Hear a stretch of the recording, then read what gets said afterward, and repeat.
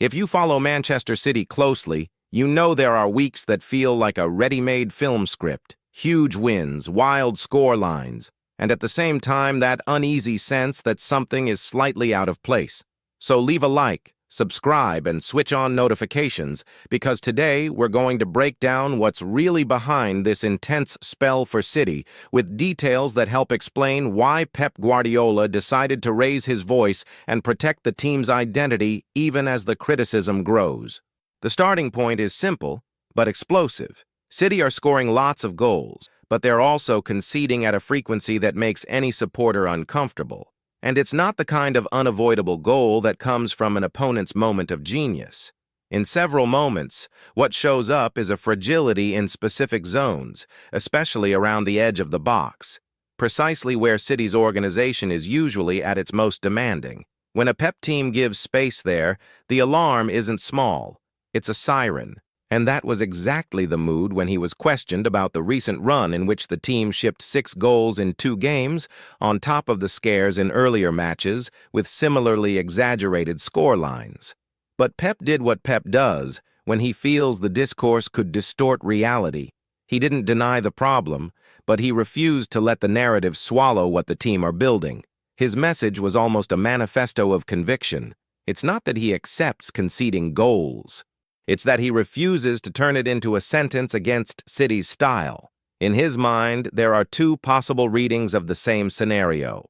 On one side, the number of goals conceded and the feeling of losing control in certain stretches of games. On the other, the actual number of clear chances allowed, the volume of attacking creation, and the mental strength to push through moments when a match becomes an end-to-end avalanche. When he reminds people that some opponents had few truly clean shots, Pep isn't trying to disguise the problem. He's trying to explain that City still have a base of dominance that can't be thrown away because of a turbulent period. The most important detail is what he says without needing to shout. Fixing doesn't mean disfiguring. The idea is to adjust mechanisms, protect certain zones better, and share responsibility across everyone. Because when a team starts conceding more frequently, the shallowest reading is to blame the last line. Pep cuts that off at the root. He puts the weight on the collective. The goalkeeper and defenders solve a lot, but the first battle happens in midfield and starts with pressure, positioning, and risk reading. In his model, a defensive error almost always has an earlier origin. And that's where a factor comes in that makes this story even more interesting. The league is different. Opponents are braver. Teams that used to defend for 90 minutes now try to attack in specific phases, and they do it by targeting exactly the areas where City are exposed when they speed the game up too much. The result is this kind of electric match, where City's attacking excellence lives alongside a pinpoint vulnerability that becomes a headline. This context also explains why Pep made a point of recognizing the merit of teams that are defying predictions, raising their levels, fighting for space among the big sides, and forcing City to win on the edge. The public praise for rival work isn't just politeness. It's a way of reinforcing that the championship demands total attention, and that in many games, victory comes not through a perfect script, but through the ability to survive chaos without losing what makes the team special. But when we look inside the squad, there's a second layer to this discussion, because it isn't only a phase of results and collective performance. There's also the quiet reorganization of roles and the management of pieces that still haven't found a consistent place in the team. And no story represents that better right now than the situation of Rayan Ait-Nouri. His summer signing sparked an immediate flame among the fans. Finally, a natural left-back, with Premier League experience, the ability to attack and defend, and the technical profile to fit into a system that demands positional intelligence. The expectation was obvious. He would arrive to take over a sector that, for a long time, had been handled with adaptations and temporary solutions. But football rarely respects the most linear predictions. Ait-Nouri even started well, coming into the first league matches, but an injury early in the cycle changed the dynamic. And when a player steps away precisely during the period when the team are adjusting automatisms, the return is usually harder than it looks, not because quality is missing, but because the machine doesn't stop. The team moves on, someone takes the space, and if that new piece clicks immediately, the battle becomes a different kind of fight. It's at this point that Nico O'Reilly emerges as a parallel story that has turned into the main character. Developed in another role, he found space on the left side and began to deliver consistency. It's not just filling in, it's showing game reading, discipline, and an understanding of what Pep demands from that corridor. And when a young player can offer that in a team with maximum standards, the reward arrives in the form of minutes, a run of games, and the manager's public trust. The practical result is tough for Ait Nouri. The window of opportunity has shrunk. And there's also the calendar factor, with international commitments approaching, which makes the current period almost decisive in leaving a stronger impression before a possible pause in continuity. Even so, Pep made a point of shielding the player. He was clear in framing the situation as a matter of timing, not disappointment. He praised what the Algerian has already shown, reinforced that adaptation is a process, and highlighted that the signing was made with the long term in mind. And that phrase changes everything, because at clubs like City, being signed for the present is different from being signed for a multi-season project. The manager also opened an interesting tactical door by mentioning adjustment possibilities that could change the team's shape. When he signals that O'Reilly might be moved to another band of the pitch in specific matches, the reading is obvious. City are testing ways to use the maximum available talent without interrupting the competitive momentum. That connects directly with the opening discourse about identity. Pep isn't defending just an abstract style. He's defending an ecosystem of ideas that depends on players capable of carrying out hybrid functions. Fullbacks who become midfielders, midfielders who cover corridors, and youngsters who accept learning complex roles to earn space. And that's where the debate about City's fullbacks gains a third layer, even more symbolic, because it involves a name that was very close to wearing blue before choosing a completely different path: Marc Cucurella. When he recalls that City wanted him before his move to Chelsea, and that Guardiola's call was, for him, the kind of invitation impossible to ignore, the line doesn't sound like cheap provocation. It sounds like a confession about the pulling power of City's project at that time. Cucurella was flying, standing out at Brighton, and became a target for several giants. City, in fact, saw a natural solution there for a position that was still searching for a definitive owner. What blocked the deal was what blocks many football dreams: an agreement between clubs. City made the move, the player wanted it, but the negotiation didn't reach the finish line. And then Chelsea stepped in with force, invested heavily, and completed a transfer that would become one of the most talked about of that window. Since then, Cucurella has not only established himself, but has become a constant piece for Chelsea and the national team. And his stability in London, with a contract still running for a few more years, reinforces the size of the crossroads City faced in the past and continue to face in the present. Left back, more than a slot, is a strategic space in Pep's model, because when that position functions at the ideal level, City gains structural advantage in midfield and improve control of the game's rhythm. When it fluctuates, the team are more exposed to transitions and open precisely those spaces around the edge of the box that Pep mentioned with concern. See how the pieces fit? A spell of goals conceded above the standard, a press conference where the manager protects the team's DNA, a young player who takes on a complex position with surprising maturity, a high-profile signing who is still searching for stable minutes, and a past example that shows how the market and timing change the fate of a squad. None of this happens in isolation. It's the same film, just seen from different angles. And if there's one partial conclusion to draw from here, it's this: Pep isn't trying to put out the fire with pretty phrases. He's trying to stop the club making decisions driven by panic. Because in modern football, the line between smart adjustment and desperate change is thinner than it seems. And City, even with titles and recent dominance, live under the same pressure as any giant: to win with consistency and at the same time prove that the style is still sustainable against opponents increasingly prepared to attack its risk points. And perhaps the most fascinating point of all this is noticing how Pep chooses the exact moment to raise his voice. He isn't a manager who reacts to every noise of the week, nor a coach who turns every question into a war. But when the conversation threatens to become a definitive judgment on the essence of the team, he goes into full protection mode. And that's when the press conference stops being just an explanation of a result and becomes a statement about what Manchester City refused to abandon. Because the real debate isn't, are City conceding goals? That's just the symptom everyone can see. The deeper debate is, should City reduce risk to the point of no longer being City? And that question haunts dominant clubs whenever a run of games with crazy scorelines appears. Some people look at the scoreboard and demand an immediate break. Pep looks at the process and searches for where control slipped without needing to trade away the team's soul. And when he talks about collective responsibility, there's an almost pedagogical intention. He tries to avoid that easy culture of blame, which starts with the center back, passes through the goalkeeper, and ends up ignoring everything that happens before the opponent's final pass.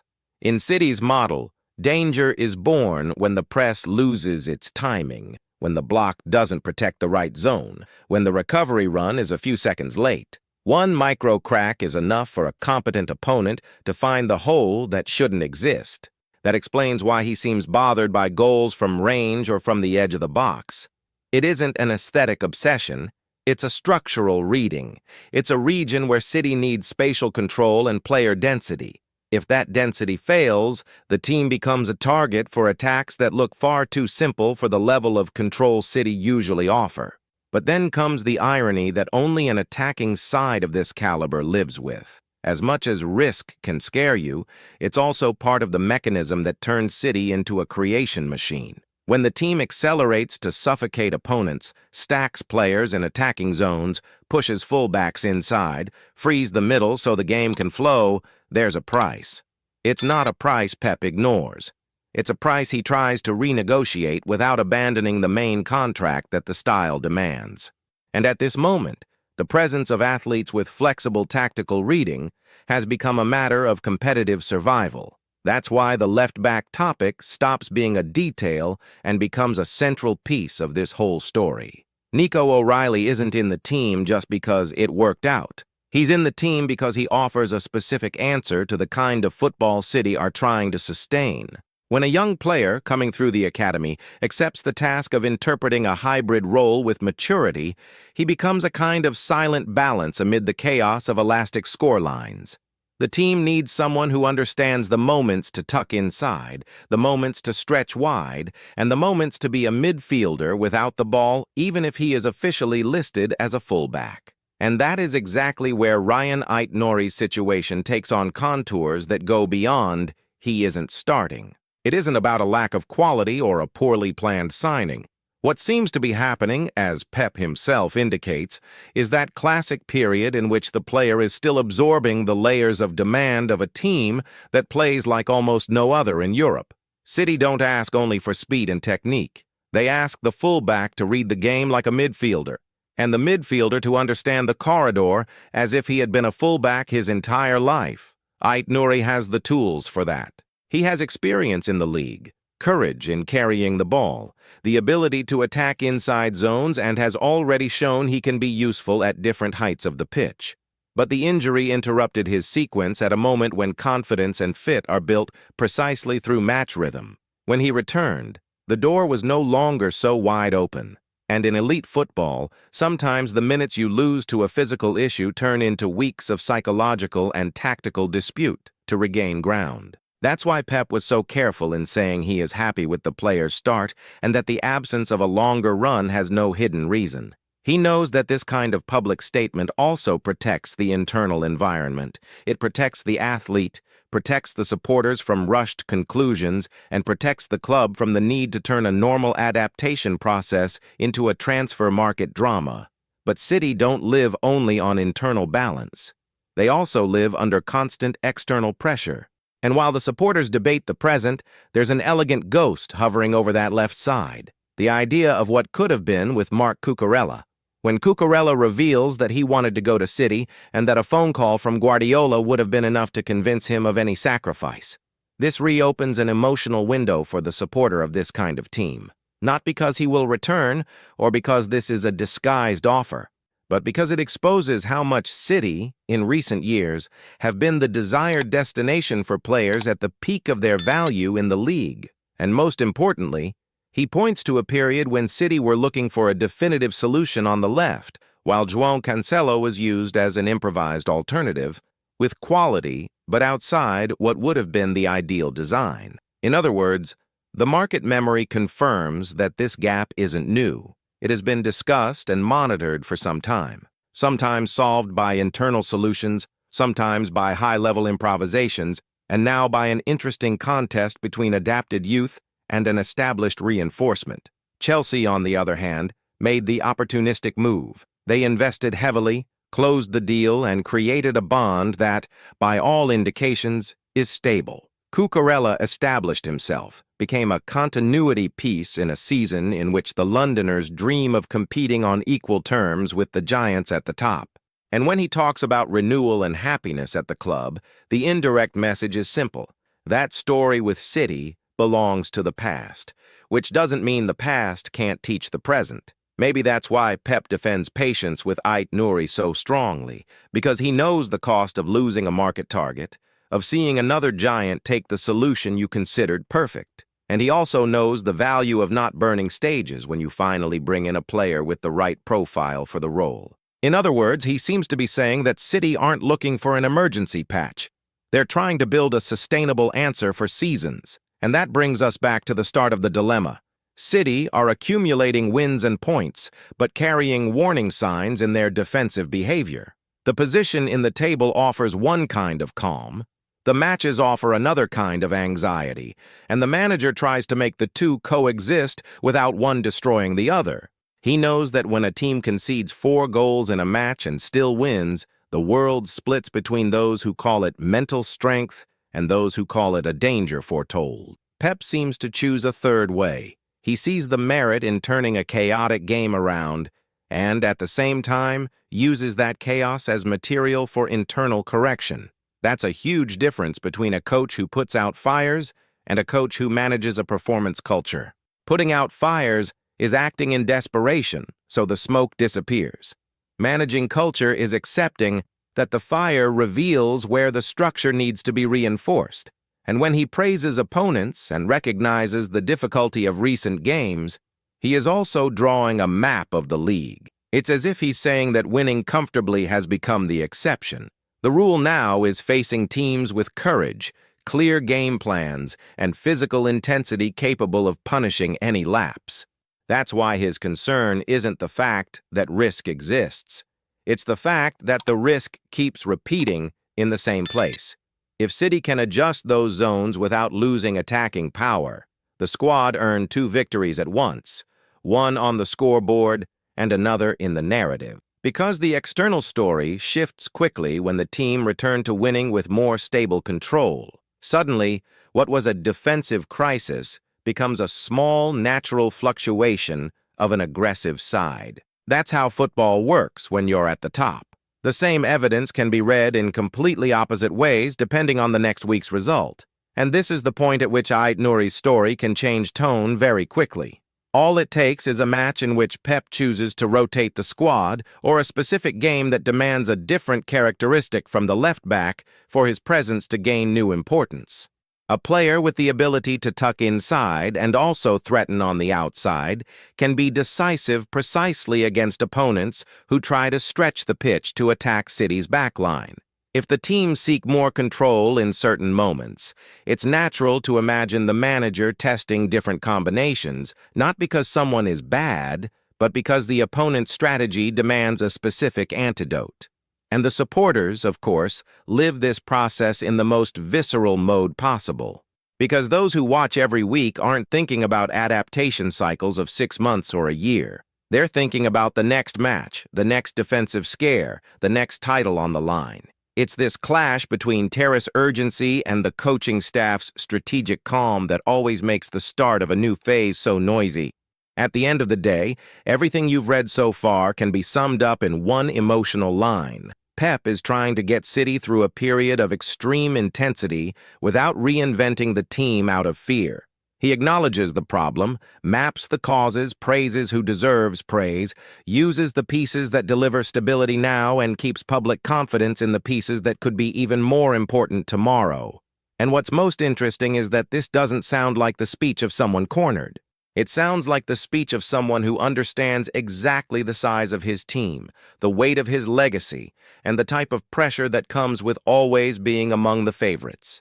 If City keep winning while adjusting the protection at the edge of the box, the debate about goals conceded will lose strength. If O'Reilly maintains a high level, he remains a symbol of an academy that still delivers solutions on the biggest stage. If Ait Nouri takes his first big opportunity, the narrative shifts from the question, why isn't he starting, to how did City gain another long-term weapon?